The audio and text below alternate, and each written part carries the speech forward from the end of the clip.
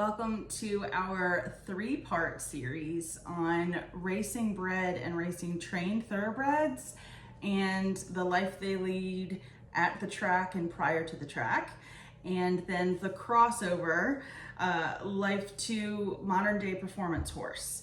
There's a ton of gap, I think, in knowledge between the two.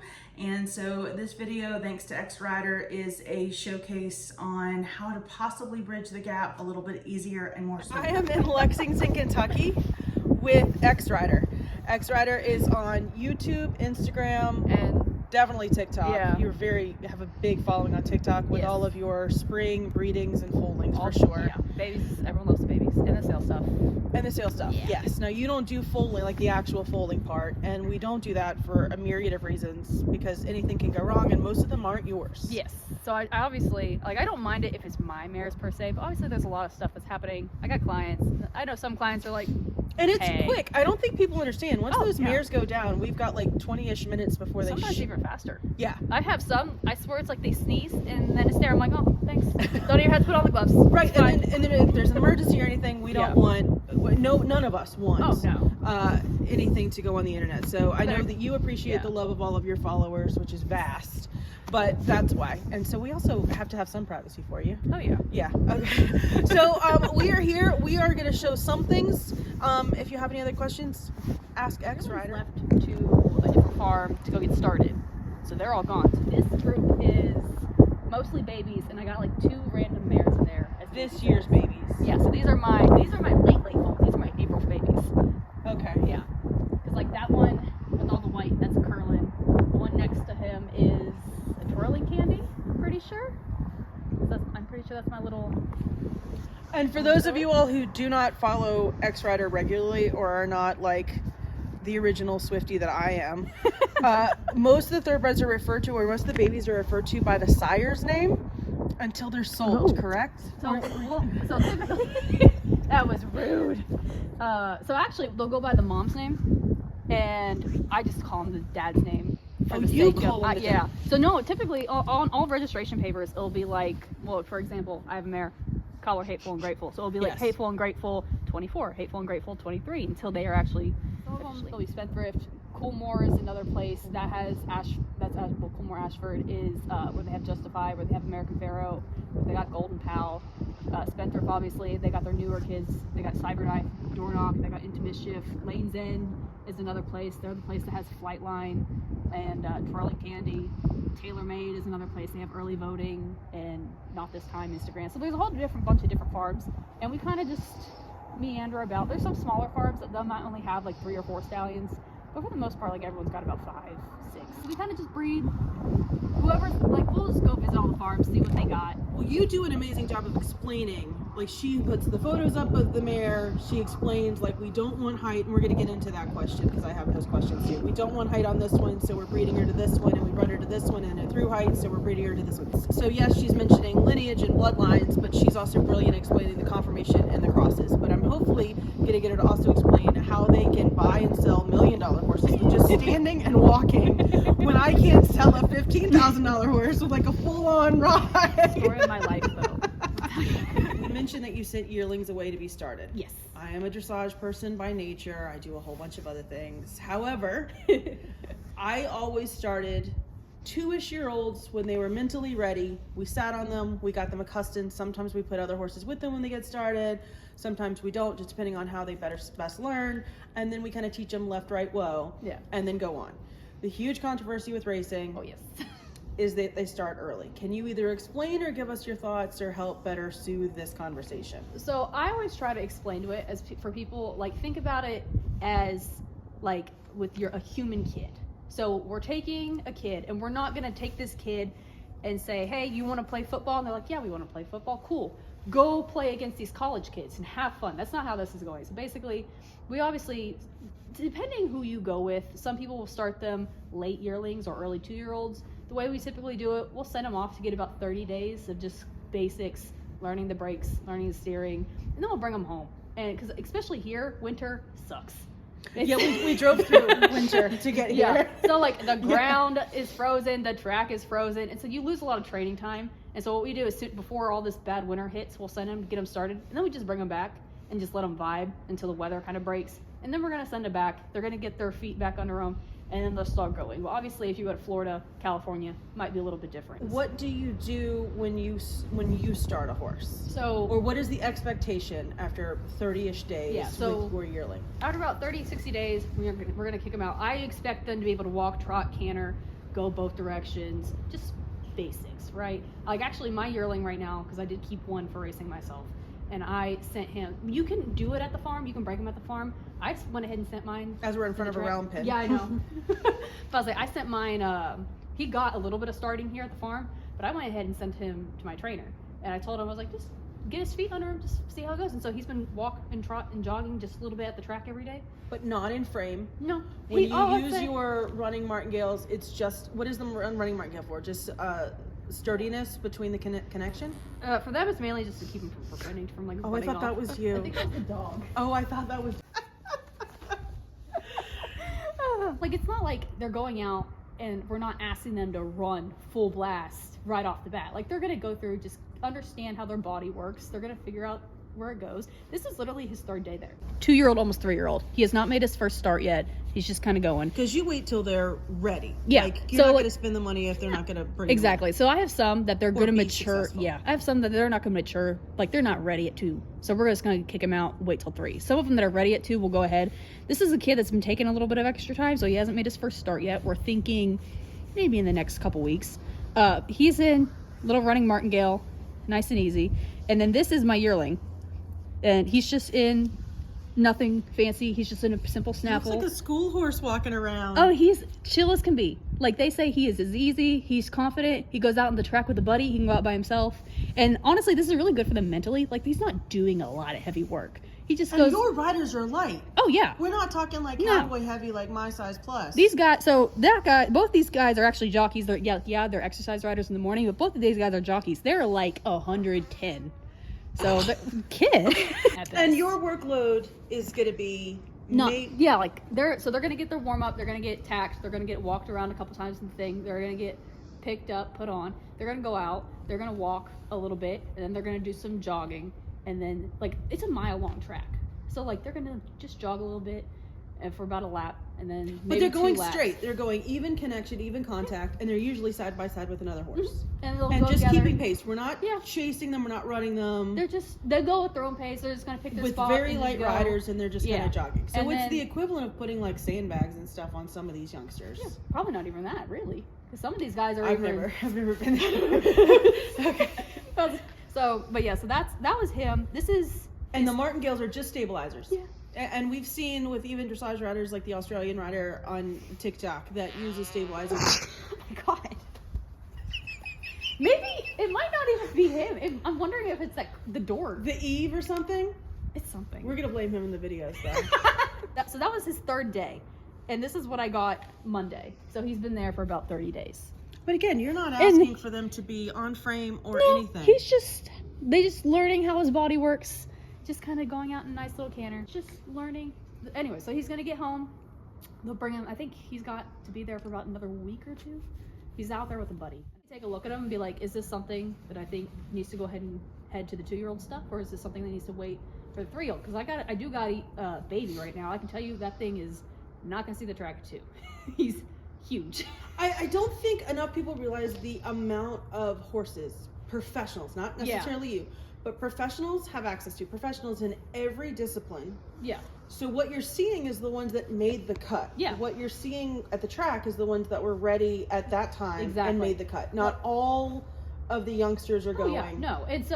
And actually that's even the funny part of it. Jockey Club has it on their website of how many 2-year-olds made their debut, how many 2-year-olds were reported, so how many horses were born. Then they have how many 2-year-olds at the age of 2 made their start at 2. How many made their start at 3, and so on. So it does say at what percentages, and granted, because they always have to wait and dull it back, so it's like a 4-year difference. So we find out every 4 years, hey, the 2020 crop from that group, this is the amount of horses that were born that year, this is the amount that made their start at 2, this is the amount that made their start at 3, this is the amount that made their start at 4. So we do have that information. We don't typically get it until about 4 years back, because they do about their 4-year-old group is typically how they kind of range it. Obviously, we're looking at these horses. We already we've been doing this long enough. We have an idea. Hey, this is a potential 2-year-old horse, potential 3-year-old horse, 4-year-old horse. Let's see how it plays out. And so obviously some of my kids will go ahead and send them back. Some of them will wait, and we just kind of play it by ear. By that point, the trainer will tell us, yeah, we think we'll have him ready by the summer, or he's going to be something that is like the winter of next year. And then we'll just trainers, play it by ear. no trainer wants to fail publicly. Oh no. And honestly, the owners are the hardest to deal with because the owners are pushing for more. And the owners, in my opinion, are usually what makes a trainer nasty, generally. Yeah. No, I agree. I mean, there's nasty people in this industry that have no passion for animals, in my opinion. But the owners putting pressure on, well, you got 30 days. When we're talking 30 days, we're not like, get it done. No, like it's like just like we've given ourselves grace period for 30 days. Because just like any sports industry, even for us, it takes as long as it takes. Don't push your body. Maxing your body is going to cause strain and this, that, and the other. We typically say by the time we send them off to the trainer, let's say like it's been broke, it's been hanging out for a while, in about 3 months we should have an idea of 3 months. what to expect. 3 months before you have an idea of what to expect. Whether, hey, yeah, this is a horse that we might be able to head to the races next month, or hey, nah, this is gonna be something that we're just gonna take his time. He's a little more time to mature. So we'll just, do you want to take him home, or do you want to just keep him in work so he can keep doing the things? Have like the human kids, you know, you're not gonna throw them to the wolves day one. You're gonna start them with the kids that are their same age, and then you might level them up a little bit, and then in the end, if they are a kid that like really thrives at that event, then you might be like with the soccer kids. You know how sometimes you might bump them up an age group, so they're playing with an older age group. You might do that with like racehorses. Well, you're doing really well. I'll say at like an allowance, let's bump you up to a stake race. And so all these are stake race is money. Well, no, all of it's money, but it's the bigger money. Yeah. And so maybe we'll play with the stake races. Maybe you get to, you're a 3-year-old now or 4-year-old. Let's run you. 3-year-olds typically will run 3-year-olds only. So they have 2-year-olds only running as 2-year-olds. 3-year-olds, there's a lot of 3-year-olds only races. You can mares and geldings run together. You can. So, but there's so many more races than the races you see. Oh yeah. So like on Derby Day, there's all those races prior, and I think the day before too, right? Oh yeah. And there's like so many of them. Like we have a whole meet, like a whole so like Kentucky alone, the way the meets work right now, Turfway just opened. So Turfway's in Florence.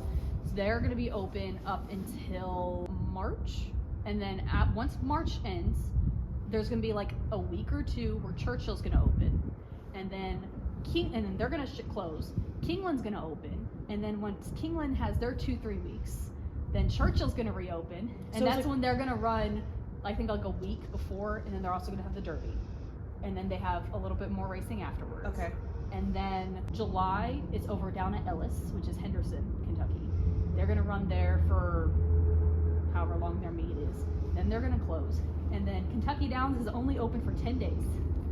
The purse money there is crazy. That is the most European track we have here in the United States. What does that mean to you? That is a big, long grass field. So European is like the footing. Literally, they took a random racetrack and just dropped it in the middle of the field. Okay. There are hills. Okay. It is a European track, as European as you can get here in the United States. So they only run like 10 days because it's obviously all turf and they don't want to screw up the footing. They have huge purse money down there. You think the Kentucky Derby's got a lot of purse money? Kentucky Downs, you can make bank. But they only there for like 10 days. Really weird week. And then Churchill opens again for like a week. And then they're going to close. And then Keeneland opens up for another little bit. And then they're going to close. And then Churchill opens back up. And then we go to Turfway. So like we kind of ping pong around where you're going. About where we're going. And some horses might do better. Yeah. And so like Turfway, for instance, is a synthetic track. So it's more like rubber. Oh. So it's rubber, sand, tight. It's more just cushy. Yeah. Okay. So it's not dirt.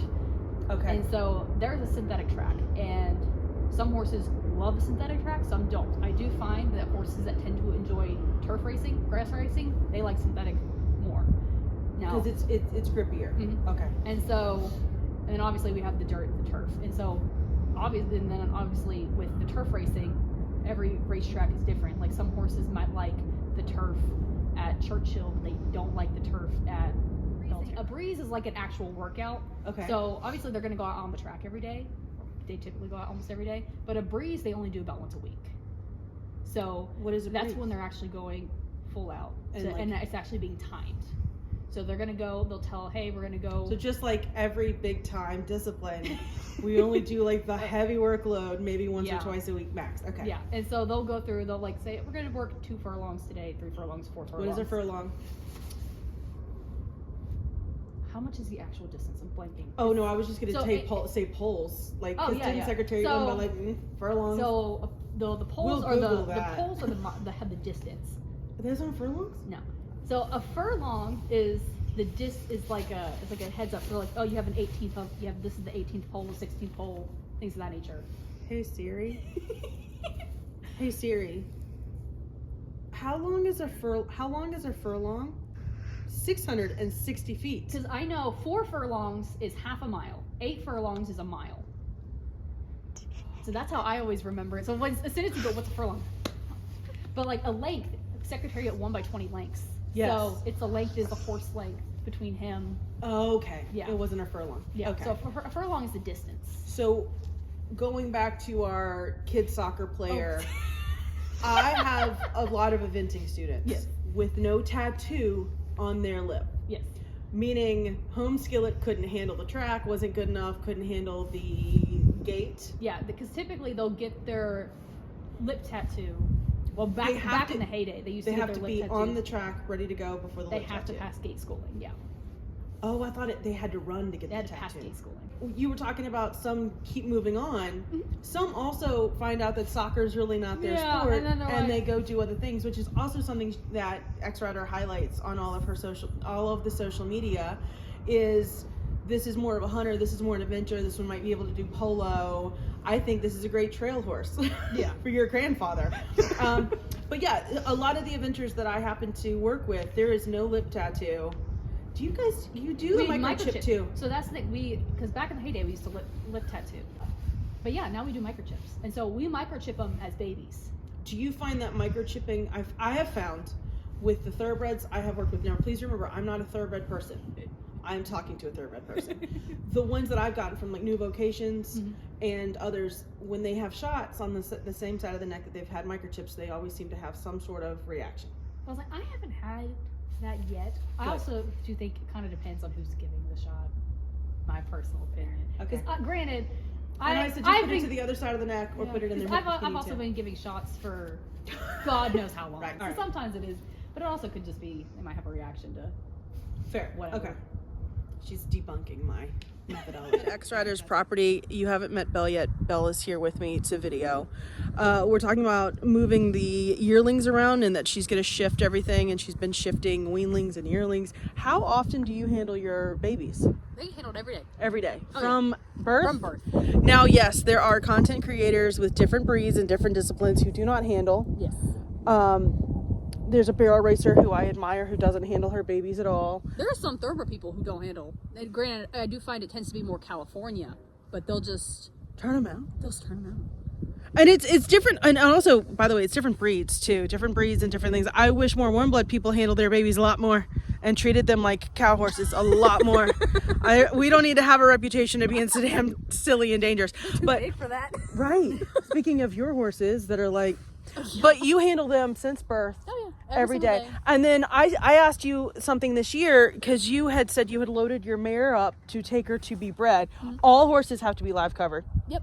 But you left the baby here. Yeah. So what we'll do, basically, I mean, it's not like DSS needed to be called in or anything, but I have always said that you all, because I had clients that interned here, well, not here, but in Lexington, for their vet internships, and they worked at some of these breeding barns, and they said no, they handle them. Someone leads the baby, someone leads the mare, and then when they wean, like one of them goes on the trailer, and the other one goes out to the pasture. It kind of depends, because so we just had the November sales recently. Right. There were some people who had the audacity. I hate when people do this.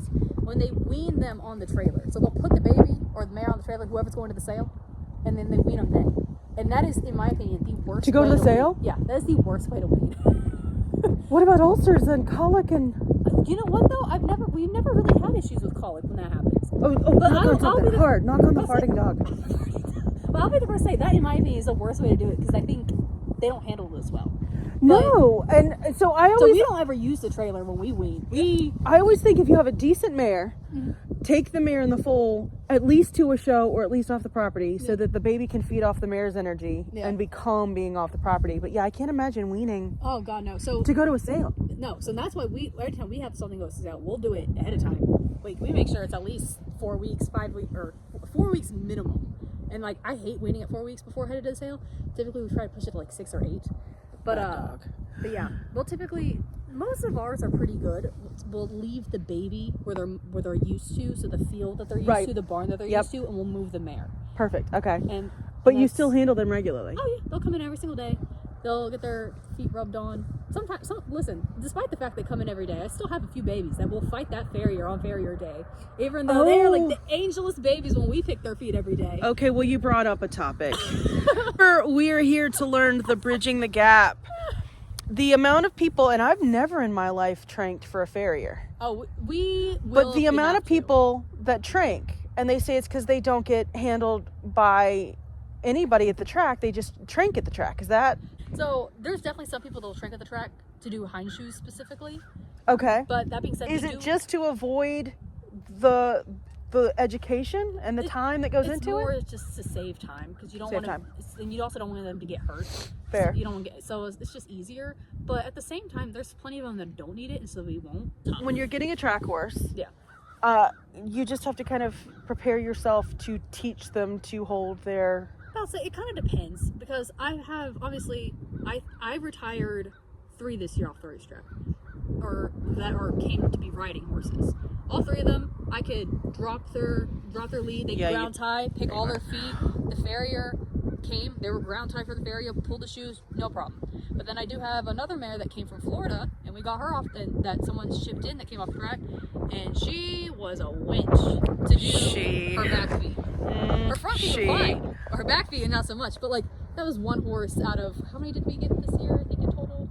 I think we had about 8. Non-professionals generally have issues with the fact that they have to do teaching things, and generally. Please, y'all, I'm not trying to be offensive. I've seen how much these horses, we did videos on how much these horses sell for. Generally, then off the track, rehab, retrain is below 5 figures. So you're also getting what you're paying for. And in theory, you're getting something that you get to learn and grow and bond with. Because, like, obviously, they're all, in theory, if you're getting something directly off the track, there's a good chance they've been to a sale, so they have the sale experience. And that being said, not every sale consignment or someone who preps to go to the sale does the same thing. But for the most part, they at least have been to the sale, so they got that experience. They've learned how to park. And if you're looking for sale stuff, it's on X-Rider's channel. Yes. I need to put that in a playlist. Yes, you do. Yeah. Because it's the standing, the walking, the constantly standing and walking. They have to have all of their X-rays available. They bring them out, sometimes by appointment. Right? To bring them out to present them? Or do they just show up? Okay. Everyone just and then all set up, it's shop, setting up, but it's setting up with all 4 feet open. Yeah. So basically like a warm blood open stance. Yeah, warm blood open stance. So you can see all 4 feet at one time. So they're not square like a quarter horse. And then you walk away and you walk back, very much like in hand, and that's it. Yep. What is the prep? Oh, just grooming. Walk. Yeah. There's a lot she of grooming. Put mayonnaise on a horse. Oh yeah, it works. The whole horse. And what was it for? Sunburn. She had a whole tube of mayonnaise. See, I put mayonnaise on their feet. Do you? Well, it can help because of all of the same reasons that you, I guess, put it on the. It helps condition them. Yeah, because it's all natural. Because I use a lot of when I need to harden a foot, specifically the bottom. I put iodine. I soak them in iodine. Oh, see, we use like saffron, like. Okay, all right, yeah, because it's all natural stuff and super cheap. Mayonnaise and iodine. Yeah, she coated a horse in mayonnaise. Yeah. And I was like, what in the world are you doing? She's like, it's sunburnt. Can we discuss vocabulary? Oh, Lord. Turf. Grass, yes. Short distance sprinter is going to be what, mile? Typically, it's about 7 and under, 6 or 7 furlongs and under. And then you have a mile. Which is 660 feet. we had to double check. And then 8 furlongs is the mile. And then 9 furlongs, mile. So 10 furlongs and up is distance. When you're talking in your videos of look at the hip, and this is a 2-turn hip, that means it's going to run longer. and you want your short, stocky ones to be your short distance. Thank you for watching our first episode of 3. Stay tuned for episode 2, where we go even deeper into the knowledge of a track horse and how to better bridge the gap from the track to performance riding.